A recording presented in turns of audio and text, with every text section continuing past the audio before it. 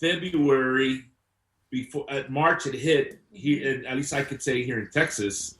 Um, so we didn't practice for a couple. I intentionally said, we don't know we don't know what this, we're going with this, what's going to happen. We don't want anybody. I don't want anybody, because to me, I care about the band. I care about the members, their family members. Right. So we didn't practice for a couple months, and then all of a sudden we got this.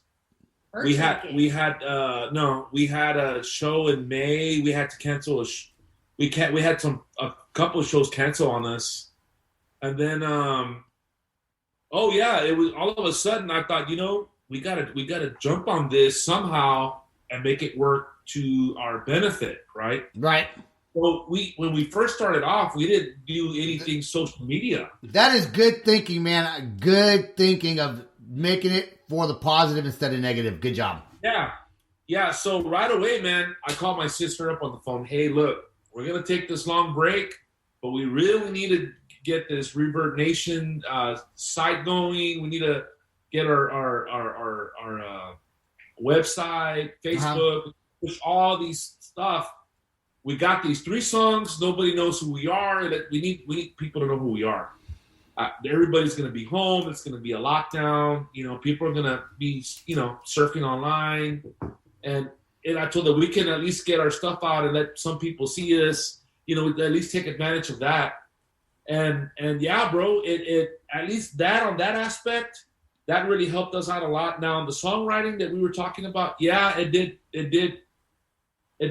stop a lot of our progress with that, but we made a lot of other progress with doing all our social media stuff, and that ended up being a blessing. And in fact, that's what led to fans from different parts of the world to that follow us now. Yeah. So what are you playing? I know there's this new Super COVID, which is such I knew this was gonna happen. I knew it was gonna happen. I was like, COVID, it's a thing. And then there's some new strand of it, and I hope the world one day goes back to normal, right? But what if the COVID thing goes away? Do you guys plan on going back on tour? And I know you went tour back in the earlier 2000s. Do you plan on kind of doing that again? Because a lot of those bands are still touring. Do you have contacts information? Are you going to be able to reach out to them? Things like that. Well, as far as playing shows out of state, yeah, I've had some people reach out to me, or there's been talks about it. Okay, right? Cool. People from other parts of the country here in the United States, but there's been a lot of talks of us possibly touring South America, man. That's been brought up quite a bit with the contacts that I have. That's cool, dude. If you guys go to South America, you let me know. I'll bring my wife, and I'll tell the kids to go hang out with Grandma and Grandpa for a couple weeks. Whoa, I want to play Brazil, bro. Dude, that'd be so cool. Bro, I've seen videos, of course, right? Just videos of Iron Maiden playing in Brazil, man. I mean, just different national bands playing in Brazil, and they're very, the people that I mean, not just Brazil, but South American countries, man. They're very passionate. The only thing about South American countries is I think you got to be a little careful where you go and hang out. Yes. But if you go to safe places, because my parents went to Brazil, my mom almost got pickpocketed or something weird. Something weird happened in Brazil. I think it could have been in Italy, but I think it was Brazil. So the only thing about South America is you got to be careful. But I think South America, generally speaking, is the whole culture of all South America, is awesome. And maybe I'm biased because I'm Puerto Rican, right? But it would be awesome to go to South America. It really would be. Yeah, I think, I went to Israel about a year and a half ago with my wife. And, we experienced that there too. You know what I mean? We had, not that it was a bad, I'm not saying it was a bad right experience over there. I mean, we had a great vacation going there. Everything was beautiful, but of course, there was some things we had to kind of keep our eye out for, and be careful where we went to go visit, because that's something people don't realize though. That's also in the United States. Like, I'm not trying to go to, like, the hood of San Antonio. Like, what's the worst part of San Antonio you want to go? Don't be there at midnight, dude. Just don't be there. Well, I think you know, when you grow up in a neighborhood, man, you're just comfortable where you're at, right? Yeah. And I guess where I grew up at now, I don't live in that area anymore. I don't think I'd walk that neighborhood at night anymore. Yeah. I won't elaborate. No. I'm just saying. I mean, I'll walk it.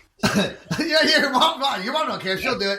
Yeah, but you know what though? Also, it's different for like once you're like over 50, I think, and you're a female. I think you're kind of safe anywhere you go because someone's always going to have your back if you get into some trouble, right? But like as a 30 to 40-year-old man, you may not want to go somewhere, dude. That's all I'm trying to say. There's places I wouldn't go that I used to would go. But I'm like, I got kids now. I don't know. I got to think about this. Well, you know, it's like here in San Antonio, I don't drive. There's just areas that I feel very comfortable driving in. And some people might not think it's safe, but I think it's safe. You know what I'm saying? I mean, yeah.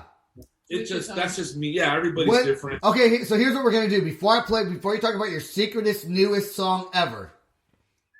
Secretest, newest song ever. What we're going to do is I'm going to make you a promise right now. Here's what we're going to do. Okay. I'm going to come to San Antonio eventually one day. You're not that far from me, okay? Yeah. You're not far at all. I'm going to get my camera out, and we're going to go Facebook Live. And we're going to go to the worst part of San Antonio at midnight. And we're going to knock on somebody's door. I don't think you want to do that with that. And then we're gonna run really fast away and trip. No, don't trip. If you trip, bro, I'll see you later. Yeah. I'm gonna keep on going, brother. I'm gonna keep on going. I'll do all the Hail Marys and whatever to make sure you're safe. But I'm out. I'm out. Okay, the last song, the most top secretest, newest song that no one knows about that we're getting to play on the podcast. Tell me about it. Oh, it's a long story. Tell me the short. You know what? Tell me the long story. I don't care. We got time. I'm having fun with you guys. It's good. This one, they had played this beat and this riff, and I was just like, I don't know what I'm gonna do with that. You know, since I rap, I'm a rapper, and it sounded more like rockish and just all these different parts to it. Uh-huh. So, you know, we had asked our lead guitarist, I'm like, what's the verse? What's the intro? What's the chorus? Right? He's like, I don't know. So I'm like, okay. So, you know, I taped it and took it home. And then this one night, my ears are itching. I put some eardrops in, right? Okay. Like usual, like common, you know, I put the drops in. Following day, I wake up and my daughter's going to start her first virtual online. Well, yeah. College? Yeah. I thought you were like 27 or 28. I swear to God, I did. I swear to God. So,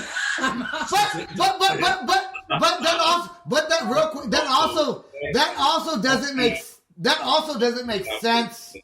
That doesn't make sense because you also were in a band with them in the earlier 2000s. But in my head, you were still like 27. Anyways, continue with the story. So I'm sitting with her and I started feeling a little lightheaded. And I'm like, wait, maybe it's my sugars, right? Yeah. So, I went to go poke, and so sugars were great. All of a sudden, I started getting worse. I got so bad, I couldn't walk. It just got really, really, really bad.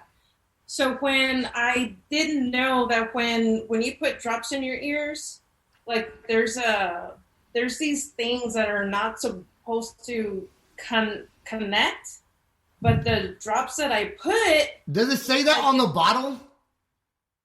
Oh, it threw me off. It threw off your equilibrium. So you had vertigo pretty much. So Yeah. I was like so scared. I felt like I died.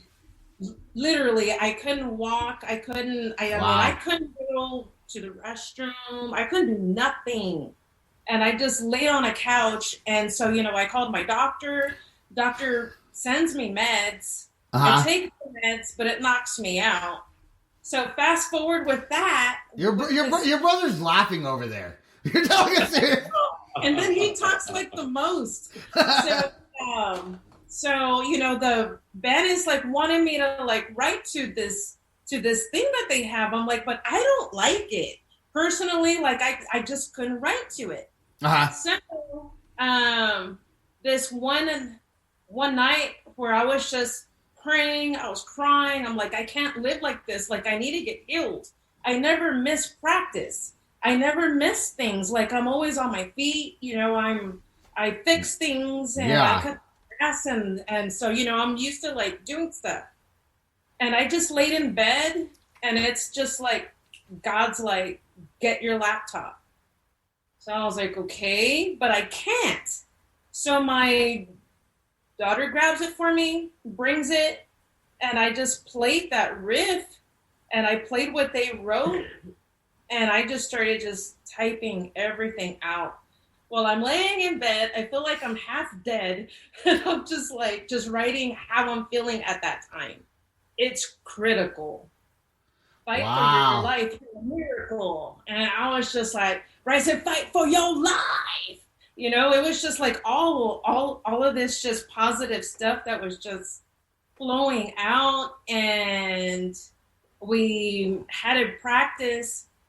And then my friend, I had remembered that he had posted this video of what helped him, and it was these like moves, these like yoga moves of how to get rid of that stuff. And so I reached out to him, and then I ended up trying it. It took me like close to 2 weeks, and I healed myself from doing that yoga stuff. It just like it opened up out of nowhere. I was fine. We have this song, and it's just like, that's how it happens. See, so even still sometimes, at that way, this goes back to a question I asked earlier. Being in a negative place versus a positive place. And at this time, you're actually in a negative place, but thinking positive. And that's kind of, those two worlds came together and you were able to do something extraordinarily better because of the negativity. So that's why you can turn something negative and make it positive. And that's one thing that I do know that people that are faith-based are able to do that. So congratulations for being able to do that with this song. This is... I forgot it for a second. It's Critical. Here we go.